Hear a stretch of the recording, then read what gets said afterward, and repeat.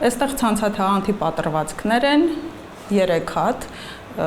որոնք որ անհրաժեշտ են պարտադիր լազերային ամրացման։ Սարքի միջոցով նկարահանվում եւ նշվում են այն հատվածները, որտեղ լազերը պետք է աշխատի։ Նաեւ սահմանափակվում են աչքի համար կարևոր մասերը, որտեղ լազերը չպետք է կպնի։ Մասնագետը խնդրի լուծումը բացատրում է նորագույն սարքերի միջոցով։ Այս սարքավորումը հանդիսանում է եզակի, քանի որ անգամ պացիենտի նուրբ շարժումները նավիգացիոն համակարգի միջոցով նկատելով, այն դադարում է աշխատել եւ կրկին սկսում է իր աշխատանքը, երբ որ գտնվում է ճիշտ հատվածում լազերային լույսը։ Հնարավոր է լինում միաժամանակ եւ հետազոտություն իրականացնել եւ տեսնելով խնդիրը անմիջապես կատարել լազերային ամրացում առանց աչքին կպնելու 5 մմ հեռավորությունից։ Բժշկի խոսքով այս մեթոդը ցուցված է նաեւ հղիներին։ Հանդիսանում է ամբողջությամբ թվային լազեր եւ տարբերվում է նախկին նմանատիպ լազերներից նրանով, որ առանց աչքին հպվելու կարելի է կատարել այս միջամտությունը ցանցաթաղանթի ֆոտոլազեր կոագուլյացիա։ Նախկինում պարտադիր էր կիրառել նմանատիպ լինզա,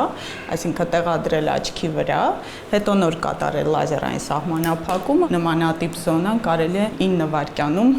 սահմանափակել եւ ավարտել։ Ցանցաթաղանթի ծայրամասային հատվածի պատրվածքները վտանգավոր են եւ եթե միջամտություն չիրականացվի, կարող են հանգեցնել ցանցաթաղանթի շերտազատման, որը բժշկի խոսքով չվիրահատելու դեպքում կարող է բերել ընդհուպ մինչեւ տեսողության կորստի։ Առավել հաճախ այդ պատրվածքները հանդիպում են կարճատեսների մոտ, որոնք պետք է առնվազն տարին մեկ անգամ անցնեն ակնաբուժական մասնագիտացված զննում լայն բբի պայմաններում։ Երկրորդը դա շաքարային դիաբետով պացիենտներն են, ում մոտ նույնպես ակնահատակում հանդիպում են փոփոխություններ, որոնք կարիք են ունենում նման լազերային բուժման։ Նման բուժման կարիք ունենում են նաև անոթային խնդրով բուժառուները, որոնց մոտ հանդիպում է ցանցաթաղանթի անոթների տրոմբոզ։ Եթե տեսադաշտում առաջանում են կայծեր, լողացող սև կետեր, պարտադիր պետք է ակնահատակի զննում անցնել։ Նարեկ Ոսկանյան, Հովհաննես Քյոսեյան, լուրեր։